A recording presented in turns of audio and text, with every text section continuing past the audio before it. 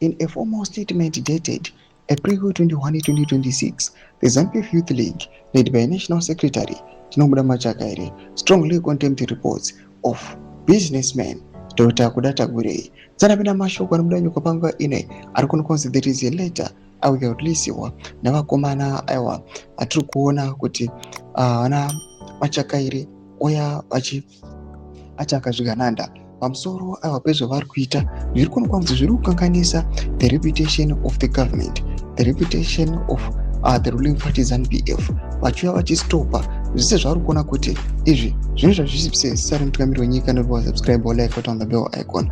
Tipinda mberi nokudai pamuchenzi.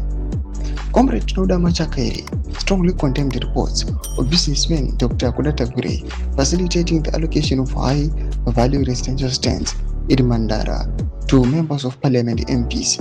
While acknowledging Tagwirei's historical support for the party, the league argued that such private benefaction valued at approximately $120,000 per stand undermines the integrity and independence of parliament by creating perceptions of undue influence and obligation to private interests. Asserting their role as the party's vanguard, the Youth League called upon Parliament and relevant authorities to immediately halt the process, maintaining that MPs should only be supported through official, constitutionally recognized mechanism. Honorable Machakaire, Doma developments are kuda pangwa ire atikonoti vakomana na Machakaire, they are trying to call a spade, vachizama kurestore the truth aiwa pamwe chete nemutemo the ruling party ZANU-PF.